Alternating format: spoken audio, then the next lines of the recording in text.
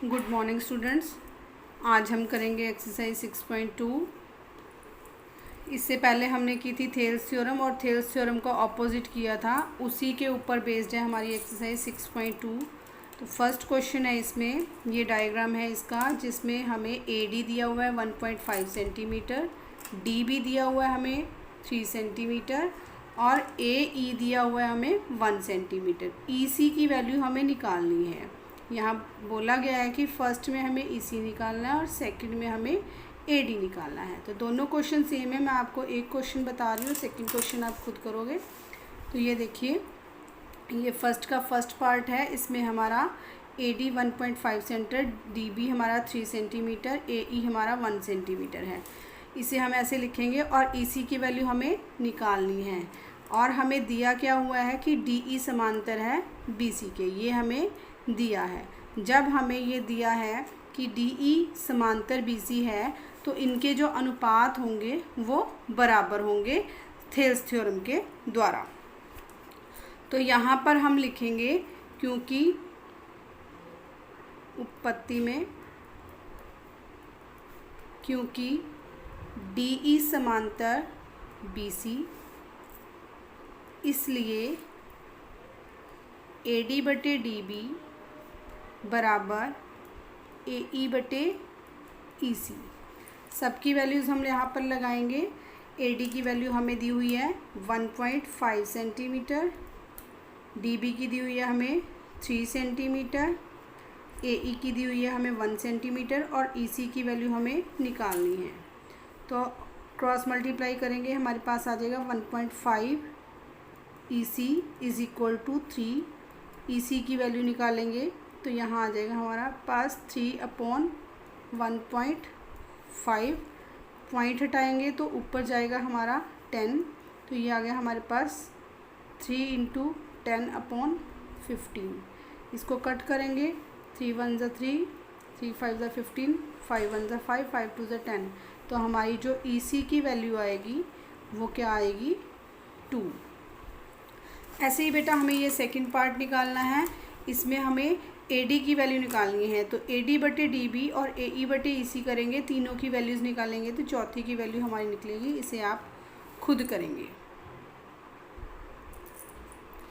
यहाँ बेटे जहाँ हमने लिखा था क्योंकि DE समांतर BC है तो हमारा ये अनुपात बराबर होगा, तो यहाँ पर हम इस ब्रैकेट में लिखेंगे थेल्स प्रमेय द्वारा, क्योंकि थेल्स प्रमेय द्वारा ही अगर ये समांतर होते हैं तो ये अनुपात जो है वो बराबर होते हैं। इसके बाद है बेटा हमारा सेकंड क्वेश्चन। सेकंड का फर्स्ट पार्ट यहाँ पे आपको दिया हुआ है, त्रिभुज PQR की भुजाएं हैं PQ और PR, जहाँ पर बिंदु E और F स्थित है PQ पर और PR पर। तो ये मैंने इसका डायग्राम बनाया है, PQR, PQ पर हमारा बिंदु E है और PR पर हमारा बिंदु F है। और हमें ये सारी वैल्यूज़ दी हुई हैं। P is equal to 3.9 centimetre, EQ is equal to 3 centimetre, PF is equal to 3.6 centimetre और FR is equal to 2.4 centimetre, जिसे मैंने यहाँ पर लिखा हुआ है। और हमें ये बताना है इस क्वेश्चन में कि क्या EF जो है वो QR के समांतर हैं। इसमें हमें चारों अनुपात दिए हुए हैं। PE की वैल्यू दी हुई है हमें 3.9, EQ की दी हुई है हमें 3 सेंटीमीटर, PF की दी हुई है हमें 3.6 सेंटीमीटर और FR की वैल्यू हमें दी हुई है 2.4 सेंटीमीटर। हमें ये बताना है कि EF जो है वो QR के समांतर है या नहीं। तो इस क्वेश्चन में हम क्या करेंगे, इनके अनुपात निकालेंगे। तो यहाँ से हम पहले अनुपात निकालेंगे, PE बटे EQ, PE बटे EQ। PE है हमारे पास 3.9 और EQ है हमारे पास 3, तो इसको हम कट करेंगे तो ये आ गया हमारे पास 1.3।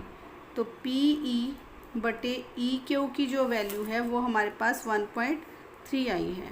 तो ये हम समीकरण 1 ले लेते हैं। ऐसे ही हम ये वाला अनुपात निकालेंगे, PF बटे FR, PF बटे FR। PF था हमारे पास 3.6 और FR था हमारे पास 2.4। तो पॉइंट से पॉइंट हटाएंगे हम, और ये आ गया हमारे पास 36/24। इसको हम कट करेंगे 4 से, 4 छके 24 और 4 9 36। ये आ गया हमारे पास 9/6, फिर 3 पर कटेगा, 3 दूनी 6, 3 तिये 9, और ये आ गया हमारे पास 3/2। और जब हम इसकी वैल्यू निकालेंगे तो ये आ जाएगी हमारे पास 1.5। तो PF/FR की वैल्यू जो आई है वो हमारी आई है 1.5। तो समीकरण 1 और 2 से देखो इन दोनों की वैल्यूज़ जो हैं वो इक्वल नहीं हैं। तो यहाँ पर आ जाएगा हमारे पास समीकरण 1 तथा 2 से PE/EQ इज़